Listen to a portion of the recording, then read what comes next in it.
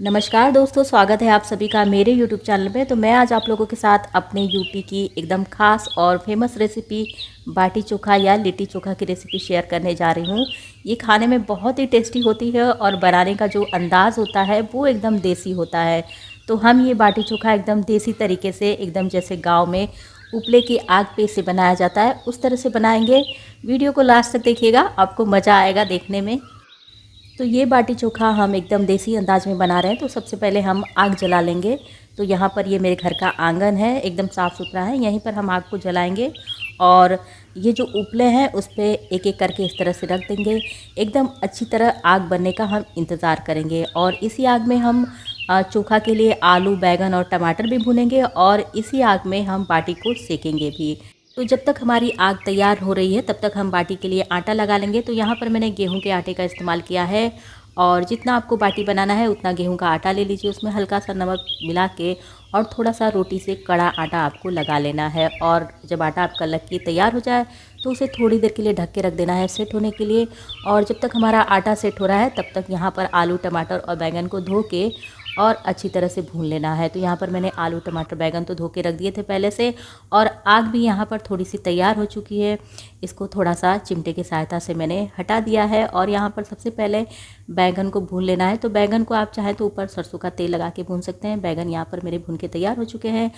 आलू भी मेरे भून के तैयार हो चुके हैं। इनको भी आग में से निकाल लेना है और थोड़ी थोड़ी जो आग बची है इसमें टमाटर को भून लेना है। तो इसी आग के ऊपर हम टमाटर को रख देंगे। मुश्किल से 5 से 7 मिनट लगेंगे, हमारे टमाटर भी भून के तैयार हो जाएंगे। चोखा हम पहले नहीं बनाएंगे, सारी सामग्री को सिर्फ भून के तैयार कर लेंगे। जब हमारी बाटी सीख जाएगी उसके बाद हम चोखा बनाएंगे। तो यहाँ पर मैंने टमाटर को अच्छी तरह से भून लिया है, इसे भी निकाल लेना है आग में से। और यहाँ पर अब हम बाटी को बना लेंगे। तो जैसे रोटी के लिए हम लोग लोई बनाते हैं, बिल्कुल उतनी छोटी छोटी लोइयाँ बनाइए या फिर उससे बड़ी भी आप बना सकते हैं।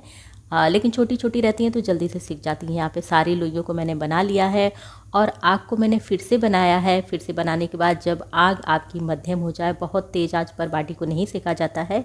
इस तरह से जब उपले की आग मध्यम हो जाती है तो सारी उपले की आग को फैला दिया जाता है और फैलाने के बाद एक एक करके सारी बाटियों को उस पर फैला दिया जाता है और सारी बाटियों को एक तरफ से सिकने दिया जाता है हल्का सा। जब उस पर हल्की सी सुनहरी सी चित्ती आ जाती है एक तरफ, तो पलट के दूसरी तरफ सेका जाता है। जब दोनों तरफ से अच्छी तरह से बाटियाँ सेक जाती हैं तो इन्हें आग में धीरे धीरे पलट पलट कर हल्की आंच पर सेका जाता है। और जब सारी बाटियाँ सिक जाती हैं तो फिर इसी गर्म आग में इन्हें अच्छी तरह से ढक दिया जाता है। तो बाटियों को सिकने का तो इन बाटियों को हम ढक के छोड़ देते हैं और चलते हैं चोखा बनाने के लिए। तो चोखा बनाने के लिए सबसे पहले बैंगन के जो छिलके को है अच्छी तरह से उतार लीजिए और इसको अच्छी तरह से धो लीजिए, क्योंकि हमने उपले की आग पे बनाया है तो काफ़ी राख वगैरह इसमें घुस जाती है। तो यहाँ पे टमाटर, बैंगन को मैंने धुल लिया है और धुलने के बाद बैंगन को अच्छी तरह से चेक कर लेना है कि बैंगन में कीड़े वगैरह तो नहीं है।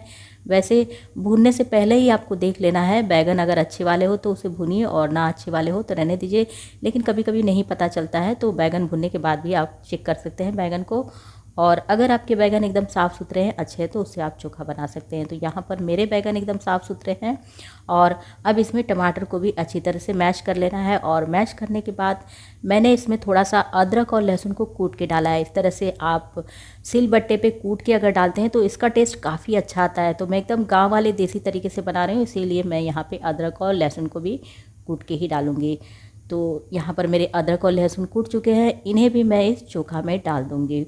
और इसे डालने के बाद यहाँ पर आलू को छील लेना है।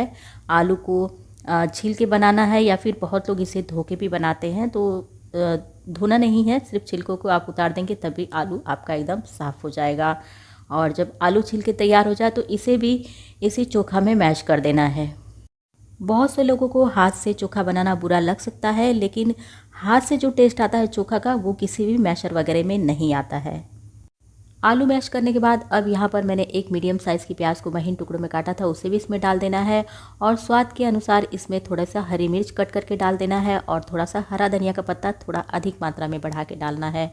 और यहाँ पर स्वाद के अनुसार इसमें मैंने नमक मिला दिया है। नमक थोड़ा सा चटपटा मिलाना है तो चोखा का स्वाद थोड़ा सा और चटपटा सा आता है। और अच्छी तरह से इन सारी सामग्री को एक दूसरे में मिला देना है। अगर आपको देरी तक चोखा रखना है तो प्याज बाद में मिलाइए जब आपको खाना रहे तब। और सबसे आखिरी में यहाँ पर सरसों का तेल हम लोग के चोखा में बहुत ही कंपलसरी होता है। इसे डालने से चोखा टेस्टी तो बनता ही है और चोखा आपका काफ़ी चमकदार बनता है। तो यहाँ पर चोखा हमारा बिल्कुल रेडी है। अब चलते हैं हम लोग बाटी की तरफ। तो बाटी भी हमारी बिल्कुल तैयार है। अगर बाटी आपकी इस तरह से फट चुकी है तो समझ लीजिए कि आपकी बाटी बिल्कुल सिक चुकी है। ये बाटी सिकने का एक निशान है कि अगर इस तरह से सिक चुकी है तो बाटी एकदम बिल्कुल तैयार है। आग में से हमने बाटी को निकाल लिया। अच्छी तरह से साफ़ सूती कपड़े से पोंछ लेना है। पोंछने के बाद अब ये बाटी काफ़ी गर्म है, इसे घी में डुबाना है। घी में आप डुबा के अगर इस बाटी का टेस्ट लेते तो काफ़ी अच्छा टेस्ट आता है। और यहाँ पर बाटी तो हमारी तैयार है, चोखा भी तैयार है। अब बस सर्व कर लेना है। तो आप यहाँ पे देख सकते हैं कि मेरी बाटी कितनी प्यारी और कितनी अच्छी बनी है। तो बिल्कुल आप भी इसी तरह से बाटी को बना सकते हैं। अगर आपके पास आंगन है, उपला है, तो ऐसी बाटी आराम से बना सकते हैं।